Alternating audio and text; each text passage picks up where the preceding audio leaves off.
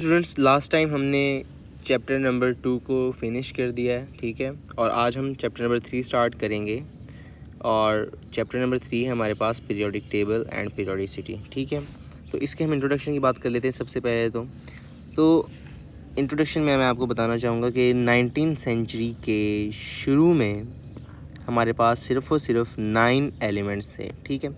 लेकिन with the passage of time 19th century के last तक हमने 63 एलिमेंट्स दरियाफ्त कर लिए, डिस्कवर कर लिए, ठीक है।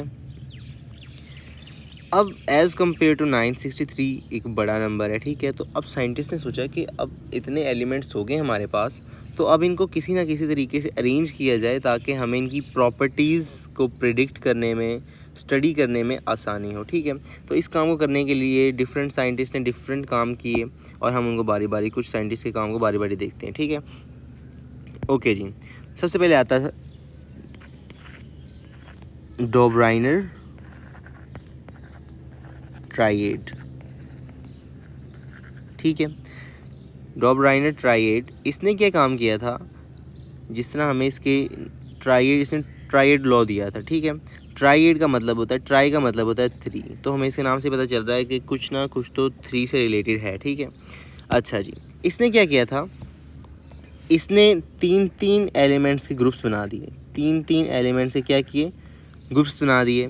जैसे 1, 2, 3, इनका मैंने एक ग्रुप बना दिया, ठीक है।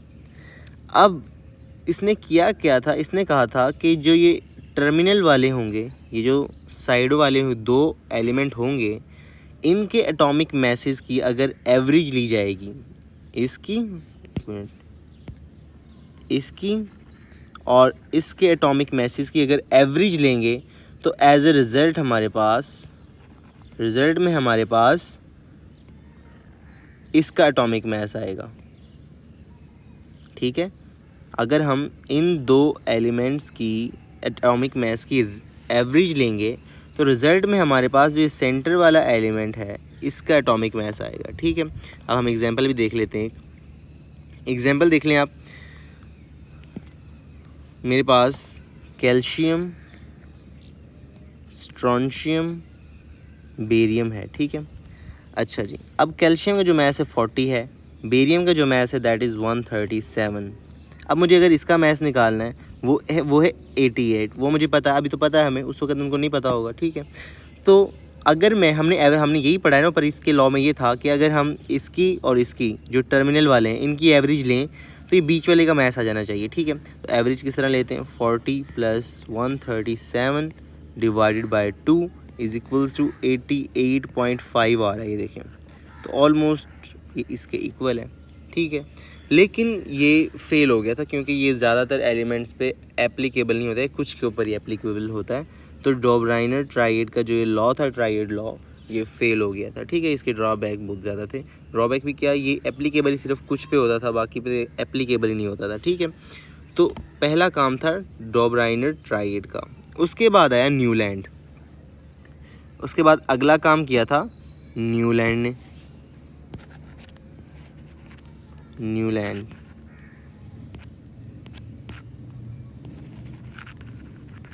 ओके। अब इसने क्या किया था, इसने प्रपोज किया था law of octave. Law of octave, अब यहाँ पे मैं आपको बताता चलूँ कि ऑक्टेव का जो मतलब होता है वो समथिंग मिलता जुलता है किससे, 8 से। ऑक्ट जहाँ भी आ जाए, हम 8 से रिलेटेड होता है वो, ठीक है।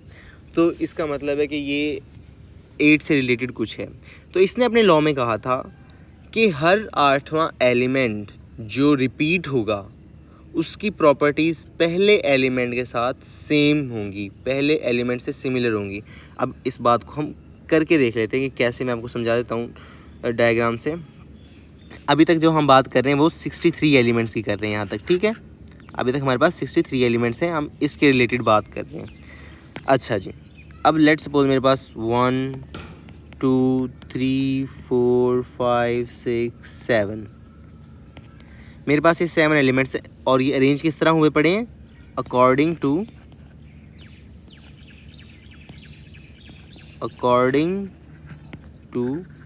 Increasing mass number. ये इंपॉर्टेंट बात है यहाँ पे, ठीक है।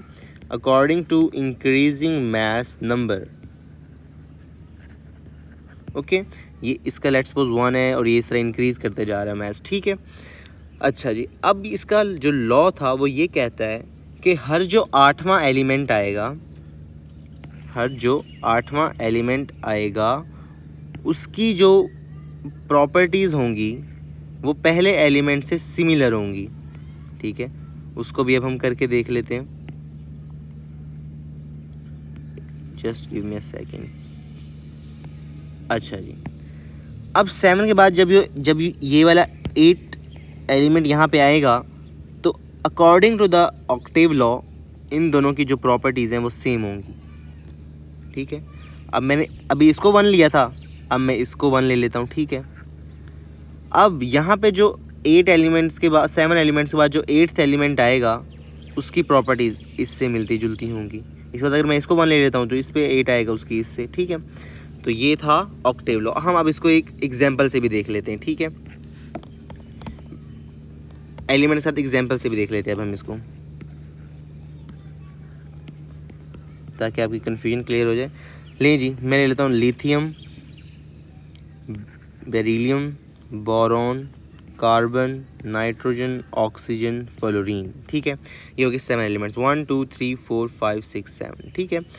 अच्छा जी, अभी हमने क्या पढ़ा है, ऑक्टेव लॉ ये कहता है कि हर 8th एलिमेंट जो होगा वो क्या होगा, उसकी जो प्रॉपर्टीज़ होंगी वो पहले एलिमेंट से सेम होगी। अब देखें जी, 1 2 3 4 5 6 7, तो जो 8th एलिमेंट यहाँ पे Na आएगा उसकी प्रॉपर्टीज़ इससे सिमिलर होंगी, ठीक है। अब जो यहाँ पे आएगा उसकी इससे सिमिलर होंगी, ठीक है। लाइक यहाँ पे Mg आएगा, ओके हो गया। तो ये था हमारे पास न्यूलैंड का लॉ ऑफ ऑक्टेव, लेकिन ये भी फेल हो गया। इसके जो ड्रॉबैक्स थे वो ये थे, मैं यहाँ पे लिख देता हूँ आपके लिए ड्रॉबैक्स। जो ड्रॉबैक्स थे वो ये थे कि इसने ब्लैंक स्पेसेस नहीं छोड़ी, blank spaces, no blank spaces. अब वो ज़रूरी इसलिए थी क्योंकि अभी सारे एलिमेंट्स जो थे वो डिस्कवर नहीं हुए थे, ठीक है। तो उनके लिए इसको जगह छोड़नी चाहिए थी, इसने कोई ब्लैंक स्पेस नहीं छोड़ी, ठीक है। नंबर 1 पे ड्रॉबैक जो ये था।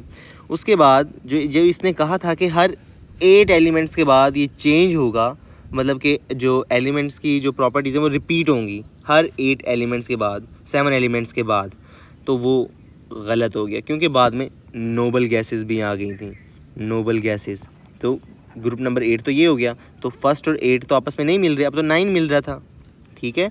इसलिए ये भी इसकी प्रॉपर जो ऑक्टेव लॉ है ये यहाँ पे फेल हो गया था। ओके, आई होप कि आपको ये समझ आ रहा है। उसके बाद आ जाता था हमारे पास मेंडलीव।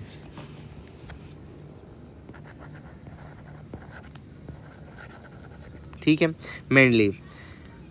अभी हम बात कर रहे हैं 63 एलिमेंट्स के रिलेटेड, ठीक है। अभी हम 63 एलिमेंट्स के पॉइंट ऑफ व्यू से बात कर रहे हैं।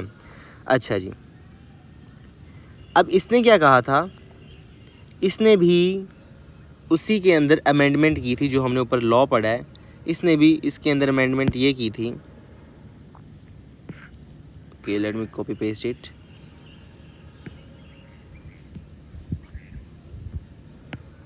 लाइक ये हमने पढ़ा अभी ऑक्टेव लॉ,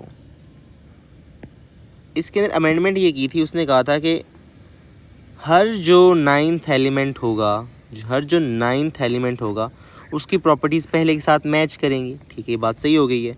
उस अगर मैं इसको 1 ले लेता हूँ, 1 2 3 4 5 6 7 8 9, तो देखें 9th वाले की प्रॉपर्टीज से मैच कर रही है। तो सिर्फ ये डिफरेंस था इसके अंदर, ठीक है। यहाँ तक अभी तक ये डिफरेंस आया था और ये बिल्कुल सही हो गया। उसके बाद उसने कहा था 7 एलिमेंट्स के बाद जो 8th एलिमेंट आएगा उसकी प्रॉपर्टी सेम होगी, लेकिन बाद में नोबल गैसेस आ गई, उसकी वजह से उसका लॉ गलत हो गया। फिर उसके अंदर ये अमेंडमेंट कर दी गई, ठीक है।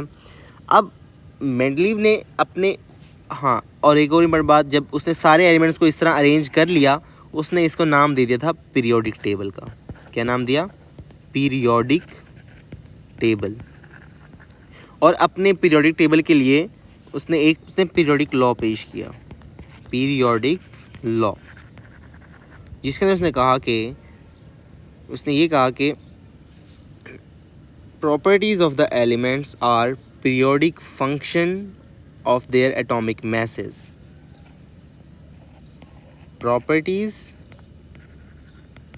of elements are the periodic function of their atomic masses। अब इस बात को हम समझ लेते हैं, ठीक है। अगर हमें पीरियोडिक फंक्शन को समझना है तो इसके लिए आपको एक एग्जांपल देता हूँ मैं, ठीक है। पीरियोडिक फंक्शन, अच्छा जी, अब पीरियोडिक का मतलब क्या होता है? पीरियड से निकला ये, और पीरियड क्या होता है? एक regular interval. Regular interval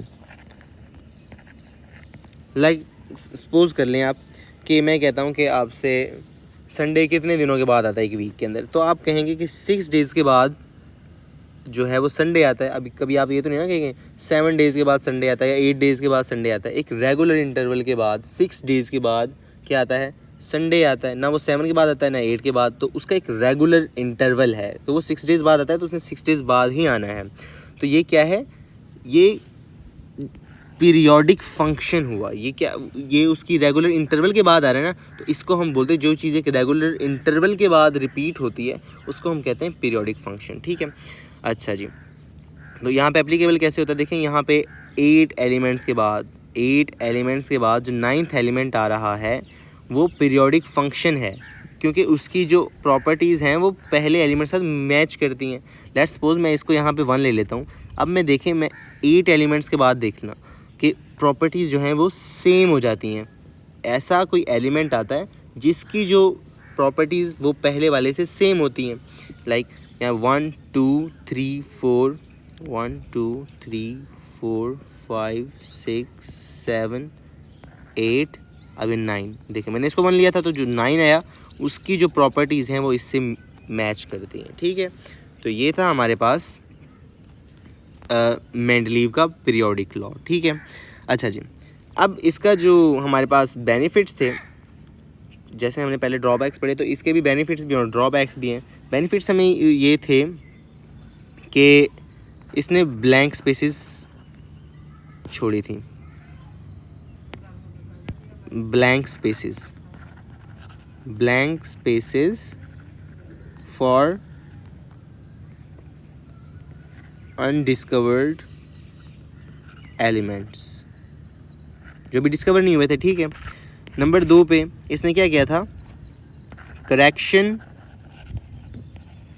of AR, atomic mass की इसने करेक्शन में भी काफ़ी काम किया था, ठीक है। उसने यहाँ पे लिथियम को रखा, ठीक है। उसके बाद उसने बेरिलियम को रखा। लिथियम का था 7, इसका था 13.5, और ग्रुप नंबर 4 में जो है कार्बन, उसका है यहाँ पे जो उसका जो मास है वो है 12, ठीक है। अब अगर देखा जाए अकॉर्डिंग टू रूल, हमने अभी ऊपर देखा था कि according to increasing masses arrange किया गया है, तो इसको तो आगे होना चाहिए था। ऐसे ही है ये, क्योंकि इसका मास ज़्यादा है, इसको आगे होना चाहिए था, इसको कार्बन को पीछे होना चाहिए था, लेकिन ये पीछे था। तो साइंटिस्ट ने क्या किया? इसके मास को दोबारा कैलकुलेट किया, जो 9 पॉइंट समथिंग आया था, ठीक है। तो इसने करेक्शन ऑफ एटॉमिक मैसेज में भी काफ़ी बड़ा रोल प्ले किया था, ठीक है। And third one is that कि हमें एलिमेंट्स की स्टडी करने में, प्रॉपर्टीज़ को स्टडी करने में हमें काफ़ी ईज़ हुआ, ठीक है। इसके बाद इसके कुछ ड्रॉबैक्स भी थे। ड्रॉबैक्स क्या थे अब इसके? वो ये थे कि इसने सेम प्रॉपर्टीज़ वाले जो एलिमेंट्स थे ना, उसको इसने डिफरेंट ग्रुप्स में रख दिया। डिफरेंट ग्रुप्स में जो डिफरेंट प्रॉपर्टीज़ वाले थे उनको इसने सेम ग्रुप में रख दिया। सेम ग्रुप्स, ठीक हो गया। तीसरा इसका डीमेरिट या ड्रॉबैक है वो ये है कि इसने मैसेज को आगे पीछे कर दिया। वो कैसे? लाइक कि जो हमारे पास है कोबाल्ट, उसका है 59, और जो हमारे पास AR है उसका है 58। तो इसने इसको पहले रख दिया, ठीक है, और जो ये 59 वाला है इसको इसने पहले रख दिया, फर्स्ट रख दिया, ठीक है, इसको बाद में रखा। तो अकॉर्डिंग टू जो हमने ऊपर पढ़ा है कि इंक्रीजिंग मैसेज के मुताबिक, अकॉर्डिंग टू इंक्रीजिंग मैसेज हमने पीरियोडिक टेबल के अंदर एलिमेंट्स को अरेंज किया, वो तो इसके उल्टा हो गया था, ये देखें, तो इसने ये भी गड़बड़ कर दी थी इधर, ठीक है। And the fourth one is, जो कि सबसे बड़ा ड्रॉबैक था, इसने एटॉमिक मैसेज के ऊपर, एटॉमिक मैसेज की बेस रखी थी कि एटॉमिक मैसेज इंक्रीज़ करता जाएगा, उस हिसाब से इसने प्रोडक्ट टेबल, जो पीरियोडिक टेबल है, वो उसको अरेंज किया था, जो कि सबसे बड़ा ड्रॉबैक था, क्योंकि उसके अंदर आइसोटोप्स के लिए बड़ा मसला था। क्योंकि देखें C612, C613, C614, अब देखें ना, अगर इसका मैस नंबर चेंज है, तो कार्बन, हालांकि हमने लास्ट टाइम हमने आइसोटोप्स के अंदर पढ़ा था कि जो आइसोटोप्स होते हैं उनकी केमिकल प्रॉपर्टीज़ सेम होती हैं, लेकिन अगर मैं इनको डिफरेंट ग्रुप्स में रख देता हूँ तो इनकी तो प्रॉपर्टीज़ एक किस्म की डिफरेंट हो गई। फिर हम तो ये कह रहे हैं ना, अगर इनको डिफरेंट ग्रुप्स में रख दिया, देखें इनका मैस डिफरेंट है, ठीक है, तो 12 इस किसी और ग्रुप में आएगा, 13 किसी और ग्रुप में आएगा, 14 किसी और ग्रुप में आएगा, मैस नंबर के हिसाब से अगर हम देखें तो इसके मुताबिक तो इस ग्रुप की डिफरेंट प्रॉपर्टीज़ हैं, इसकी डिफरेंट, तो क्या कार्बन की डिफरेंट केमिकल प्रॉपर्टीज़ हो गई? नहीं ना, हमने कल पढ़ा था कि आइसोटोप्स, लास्ट टाइम हमने पढ़ा था कि आइसोटोप्स जो हैं उनकी सेम केमिकल प्रॉपर्टीज़ होती हैं। तो ये यहाँ पे ये इसलिए भी बड़ा जो था वो ड्रॉबैक था। तो ये आज हमने कुछ डिस्कस किया है, इंट्रोडक्शन वगैरह किया है, और जो कुछ डिफेक्ट्स थे जो ओल्ड पीरियोडिक टेबल के अंदर और जिन साइंटिस्ट ने कुछ काम किया, आज हमने वो सारा स्टडी किया है, ठीक है। तो आई होप कि आपको क्लियर होगा, और इससे नेक्स्ट हम नेक्स्ट लेक्चर में कंटिन्यू करेंगे।